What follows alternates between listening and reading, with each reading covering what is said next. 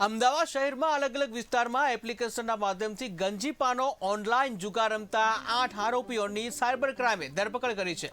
મુખ્ય આરોપી ઉસ્માન ગની મિયાણા, તેનો પુત્ર સમુસુદ્દીન મિયાણા, ઇમામુદ્દીન લગાણી, પ્રવીણ ચૌહાણ, મોઇન શેખ, સમીર અહેમદ અંસારી, વિપુલ ચૌહાણ અને રવિ ઉર્ફે મહાદેવ ચૌહાણની ધરપકડ કરવામાં આવી છે। ઝડપાયેલા તમામ આરોપી જેનેસિસ ગેમ એપ્લિકેશન વડે લાઈવ સ્ટ્રીમિંગ કરી ગંજીપાનો લાઈવ ઓનલાઈન જુગાર રમાડતા હતા। જે પત્તા ઉપર રમવામાં આવે છે, જે કેટ કહેવાય છે, એના ઉપર રમવામાં આવે છે, એનું લાઈવ સ્ટ્રીમિંગ કરીને એના ઉપર જુગાર રમવામાં આવે છે। એમાં પૈસા જે છે એ ઓનલાઈન ટ્રાન્ઝેક્શન્સ કરીને અને એમાં પૈસા લઈ શકે છે જે પણ આના જે રમવાવાળા લોકો છે। એ જેટલા પણ રમવાવાળા છે એને એક યુનિક આઈડી આપવામાં આવે છે, આઈડી અને પાસવર્ડ, અને એ આઈડી અને પાસવર્ડથી આ જુગાર રમવામાં આવે છે।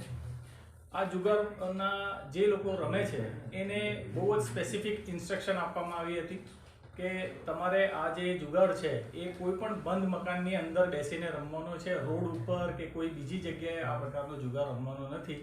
કેમ કે આ લોકોની કન્ડિશન એવી હતી કે તમે બંધ મકાનની અંદર જ બેસીને આ જુગાર રમો, જેથી એ લોકો પકડાય નહીં અને લોકોને ખબર ના પડે કે આ પ્રકારની એપ્લિકેશન લોકલ લેવલ ઉપર લાઈવ સ્ટ્રીમ થઈ રહી છે। આવી બાતમી હતી, જે બાતમીના આધારે અમે લોકોએ ટેકનિકલ એનાલિસિસ કર્યું અને ખાસ કરીને અમને એ પકડવાનું હતું કે આનું મેઇન સેન્ટર ક્યાં છે, ક્યાંથી લાઈવ સ્ટ્રીમ થાય છે, કેટલી જગ્યાથી લાઈવ સ્ટ્રીમ થાય છે અને એમાં કેટલા લોકો ઇન્વોલ્વ છે।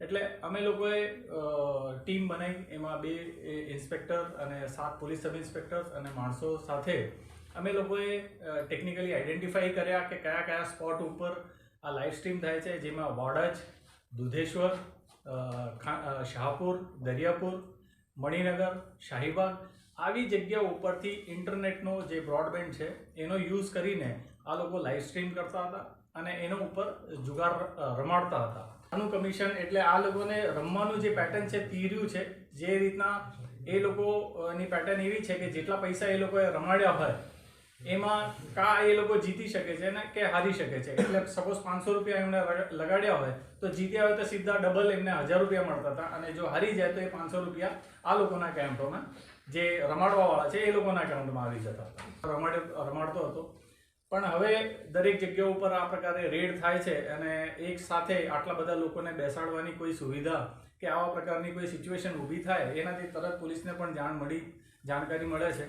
એટલા માટે આ લોકોએ એક નવું સંશોધન કર્યું કે અમે લોકો ઓનલાઈન આ જ બેસિક જે જુગાર છે એને ઓનલાઈન બનાવી દઈએ, અને એ પ્રમાણેની આની ઉસ્માન ગનીને વિચાર આવ્યો, જેનાથી એને ડેવલપર્સના કોન્ટેક્ટ કર્યા હતા, જેમાં એક સુરતનો ડેવલપર છે, એક અમદાવાદનો ડેવલપર છે। અમે લોકો આઈડેન્ટિફાઈ કરી લીધા છે ડેવલપર્સને, અમે લોકો શોધી રહ્યા છે અને એ પણ પકડાઈ જશે।